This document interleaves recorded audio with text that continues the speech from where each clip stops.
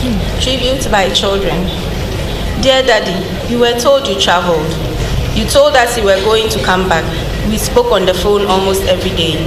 We told you to come and take us to swim and to play tennis, and you said okay. We have been waiting for that ice cream you promised us. We miss playing with you. We miss the dancing moves with Mommy and the laughter that fills our home when you are around. We miss the Akosongo trip. We miss you coming for us from school and spending time with us before Mommy comes. Daddy, we miss going to the Turkish restaurant with you alone to spend boys time. We miss you chasing Mommy around when she takes your meat from your food. And we miss eating together as a family. We miss you calling us to pray together. And we miss you sitting us down to talk to us about life, even as young as we are. Daddy, anytime you were going out, you called us to tell us you would be back and that we should take good care of Mommy and not stress her. And since you have kept long in coming, we assure you that we will take good care of Mommy and not stress her out. We really miss you and we are waiting to see you again. We love you very much and we know you love us because you cared for us and you always signed off your calls with I love you. To the world's best and greatest Daddy, we say we love you and we thank you for blessing us. You are simply irreplaceable. With love from Jaden and Jerry.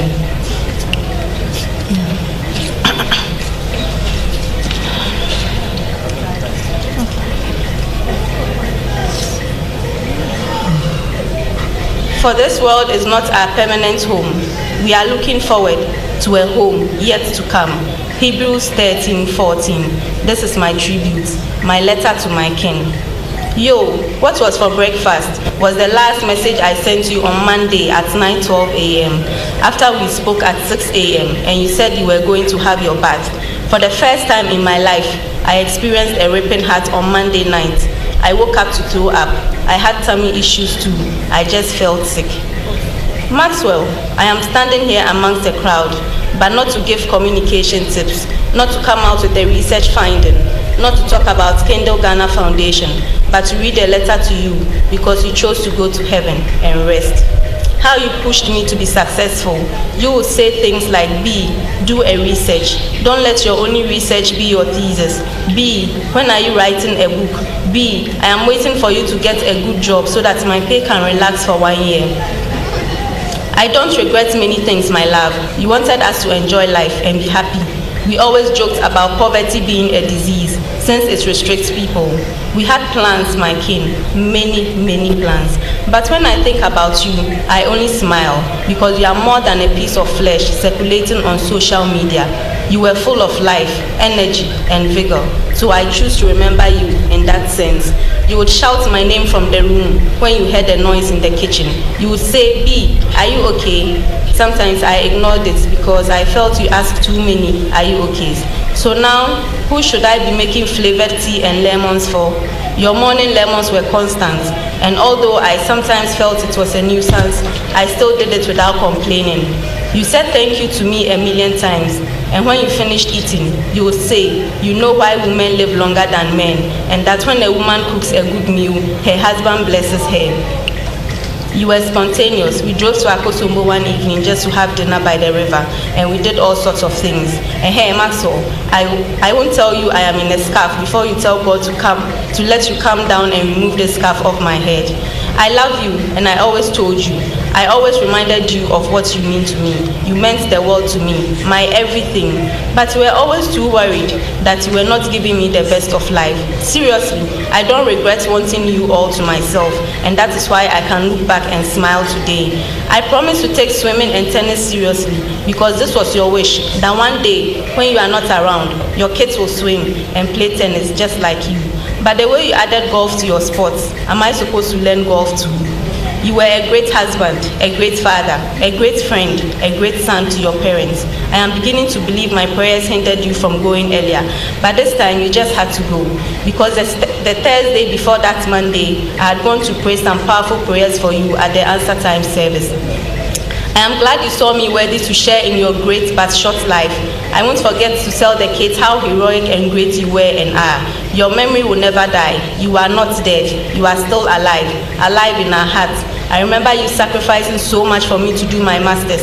I told you I appreciated that move very much, but you said it was because you want me to be in good standing to cater for the kids when you are no more.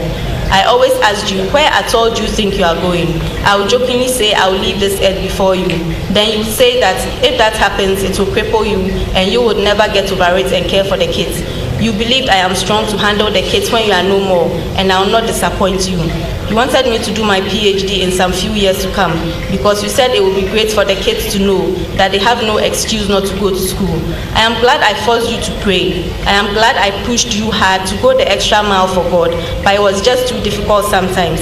I wanted you to be a man after God's own heart. I wanted you to love and serve God wholeheartedly because that's what we are on earth for. It was as if I knew you would go soon because I always told you to read your Bible, pray, have a clean heart and forgive. I always told you we have little time on earth, and Junior Dufe can attest to this because I told him I felt you were not doing enough for God. Dear Maxwell, you did your best. People were envious of you. You achieved a lot in your short time on earth. When everything settles, I'll manage your public safety page on Facebook for you, although I may make a mess out of it because I am not knowledgeable in security issues. You said you believe your mission on earth is to take good care of me. And Maxwell, even in your eternal sleep, you are doing just that. You are taking care of me, Jaden and Jerry. Your wish was to have a baby girl, but I am sorry Jessica never happened. She would have had the best father on this earth. My only regret is that we didn't plan for Jessica. She would have been beautiful, successful, outspoken like you. Note that she would have taken my hair and my eyes and eyelashes. She would have been tall like you, and she would have been adventurous, and above all, she would have been a great woman of God. The years ahead would be full of memories, but I wanted more than just memories. It's fine, I'll manage. You wanted us to grow old together, but God needs you where you are because there are too many obstacles and temptations here on earth. You are so safe, I am glad. I love you is not a new word to you because I love you were always said in our house. This is a lesson to always love wholeheartedly while we have breath. Choose love over strife, quarrels, jealousy, backbiting, etc. What at all do we want in this world that is not our home? I'll safely keep your tithe card and show to the children one day. I'll take good care of them because this was your wish. I will try and let Jaden have your pistol because you always said that was your only proper property for Jaden. My dear husband, Justin partner, advisor, teacher, mentor, Maxwell Adam Mahama, rest in perfect peace. I love you.